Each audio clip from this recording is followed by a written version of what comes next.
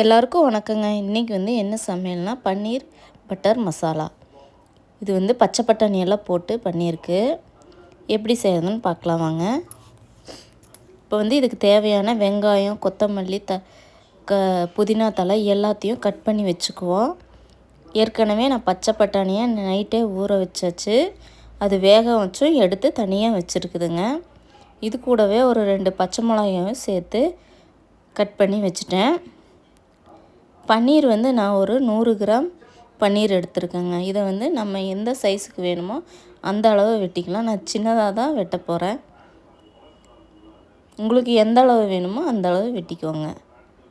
எனக்கு பெருசாக போட்டால் அவ்வளோவா சாப்பிட பிடிக்காது, அதனால் இந்த மாதிரி சின்னதாக வெட்டிட்டேங்க. இப்போ பட்டரை சேர்த்துட்டு ஒரு டேபிள் ஸ்பூன் பட்டரை சேர்த்துட்டு ஆயில் கொஞ்சம் சேர்த்துட்டு பிரிஞ்சி இலை, பட்டை வகையெல்லாம் சேர்த்தாச்சுங்க. அதுக்கப்புறம் நம்ம கட் பண்ணி வச்சுருந்த வெங்காயத்தையும் சேர்த்துட்டு ஃப்ளேவருக்காக 2 பச்சை மிளகா சேர்த்துருக்கு. புதினா தலையை இப்போவே போட்டுட்டேன். நல்லா எண்ணெயிலே ஃப்ரை ஆனால் தான் நல்லா இருக்குங்க.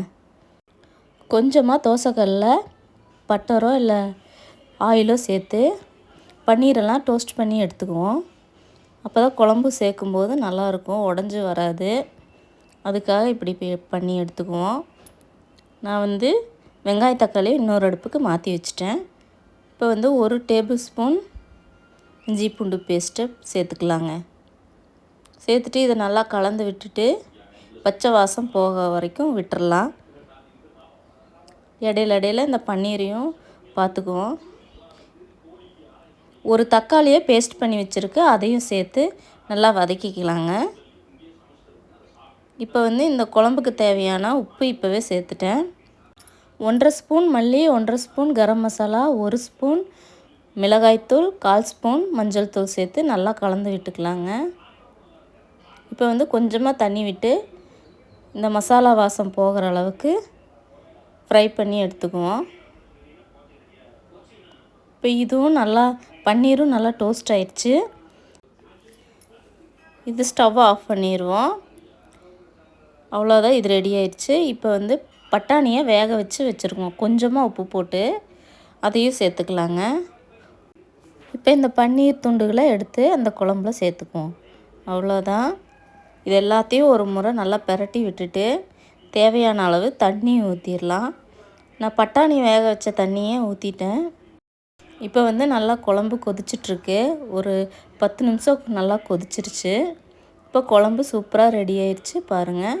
இதில் தேங்காயும் கொஞ்சமாக கசகசாவும் சேர்த்து அரைச்சி ஊற்றினோம்னா சப்பாத்திக்கு இன்னுமே டேஸ்ட்டு வரும்.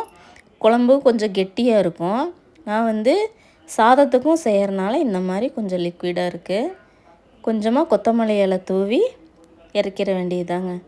இது நான் சப்பாத்திக்கும் போட்டுட்டு சாதமும் கலந்து வச்சுட்டேன். நீங்களும் இதே போல் ஒரு முறை ட்ரை பண்ணி பாருங்கள். அவ்வளோ டேஸ்ட்டாக சூப்பராக இருந்தது இந்த பன்னீர் பட்டர் மசாலா. ட்ரை பண்ணி பார்த்துட்டு கமெண்ட்டில் சொல்லுங்கள்.